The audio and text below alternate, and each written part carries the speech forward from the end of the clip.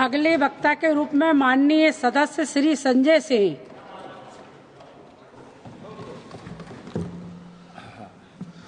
धन्यवाद महोदय, आपने मुझे इस अति महत्वपूर्ण बिल पर अपनी बात कहने का मौका दिया। मैं सरकार का पक्ष सुन रहा था और उनकी चिंताओं को सुन रहा था और इस बिल का मकसद जो उन्होंने बताया वो सुन रहा था। निश्चित रूप से महोदय, भारत की सुरक्षा सर्वोपरि है। राष्ट्र की सुरक्षा से किसी भी प्रकार का कोई समझौता नहीं होना चाहिए।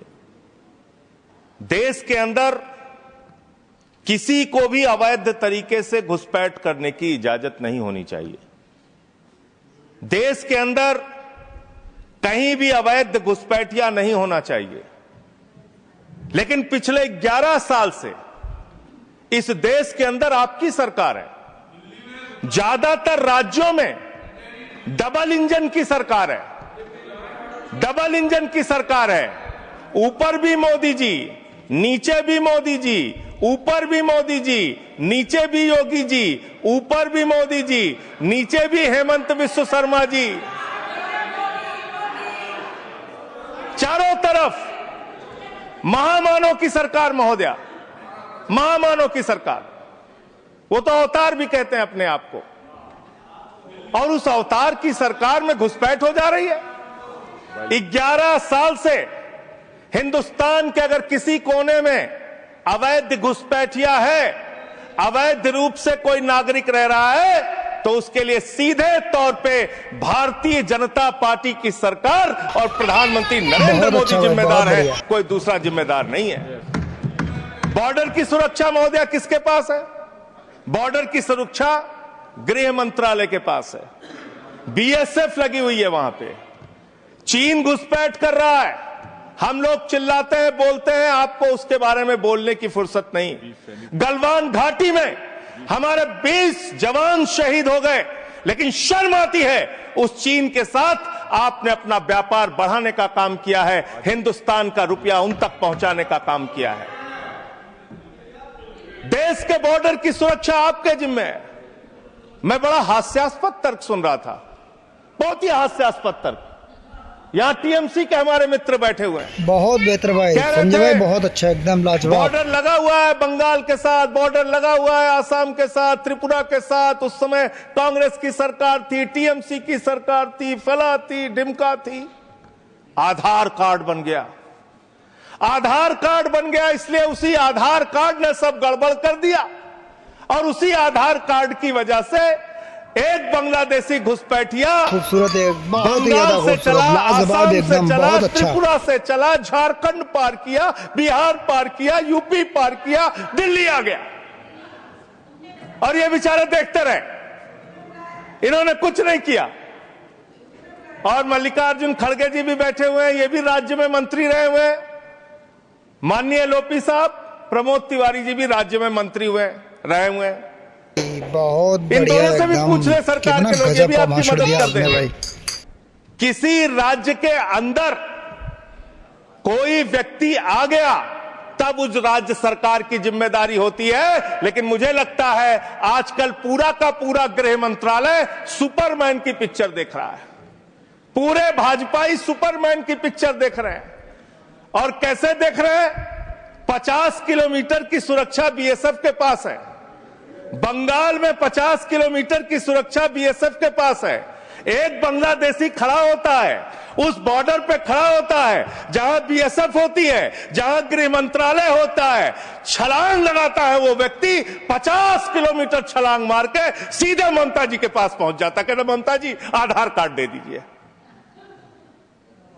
ये हो रहा है क्या? 50 किलोमीटर आप नहीं रोक पा रहे हैं। अपनी नाकामी आप नहीं बता रहे हैं।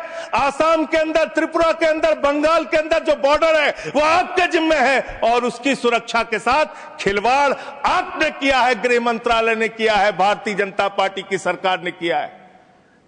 आप अपने दोस्त राज्य सरकारों के ऊपर मरते हैं। अरे आधार कार्ड तो तब आदमी मांगेगा जब राज्य की सीमा में घुसेगा।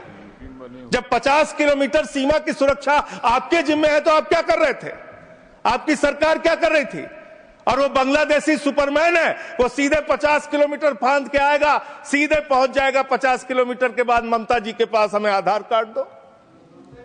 ये कैसा तर्क है? ये कैसा तर्क है? और आपने कहा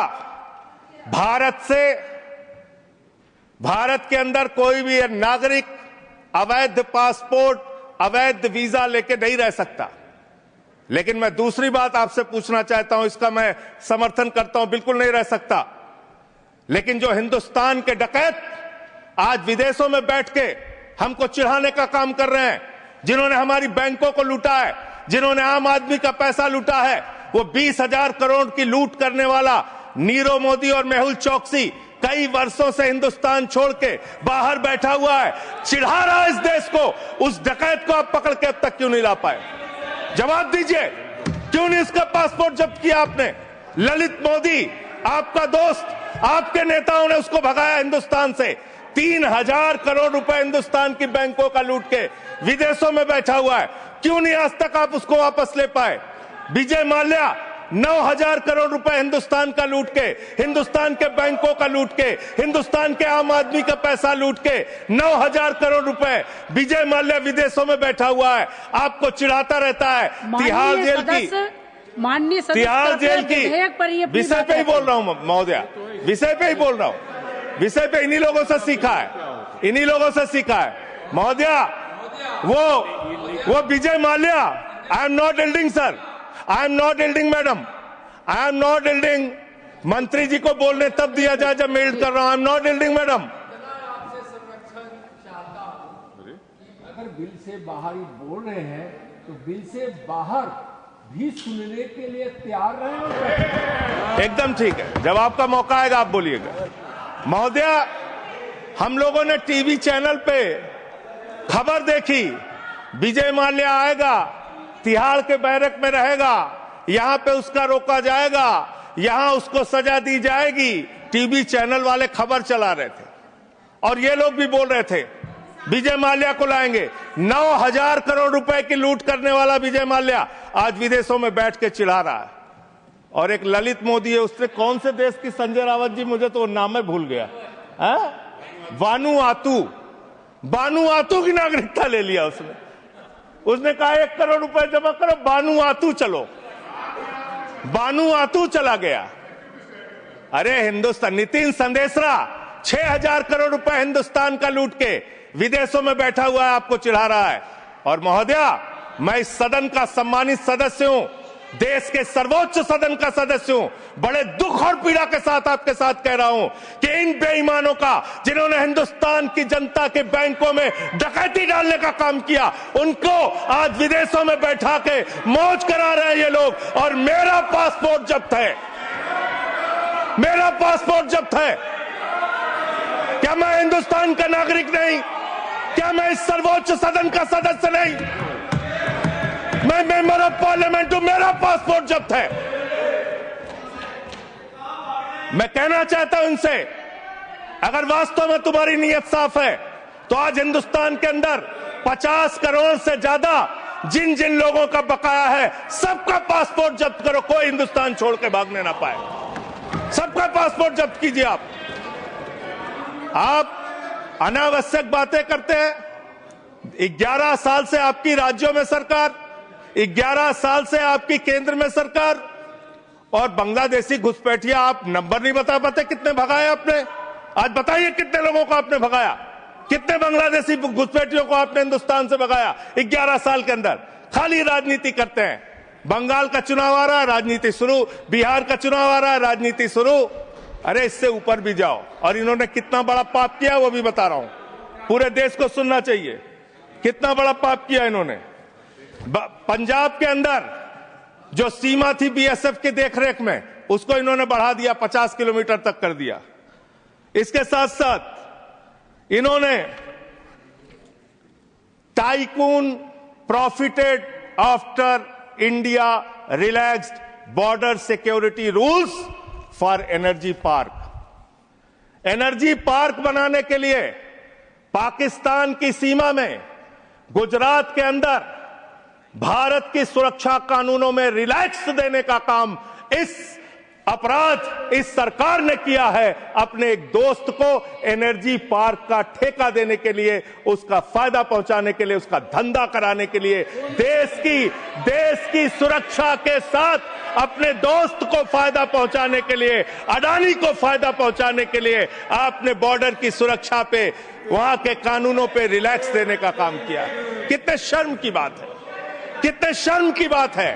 एक दोस्त के लिए देश की सुरक्षा के साथ आप समझौता करते हैं। आप बोलेंगे आप वो लोग हैं जिन्होंने हमारे भारत के नागरिकों का अपमान किया। अमेरिका ने 144 करोड़ की आबादी वाला हिंदुस्तान, दुनिया का सबसे बड़ा लोकतंत्र हिंदुस्तान, दुनिया में भारत की बात जब आती है तो राष्ट्रपिता महात्मा गांधी से हमारी पहचान, भारत की बात जब आती है तो गौतम बुद्ध से हमारी पहचान, बाबा साहब डॉक्टर भीमराव अंबेडकर के संविधान से हमारी पहचान। लेकिन मुझे शर्म आती है कि हमारे नागरिकों को अमेरिका ने हाथ में हथकड़ी, पैरों में बेड़ी बांध के हिंदुस्तान की धरती पे पहुंचाया और आपको शर्म नहीं आई।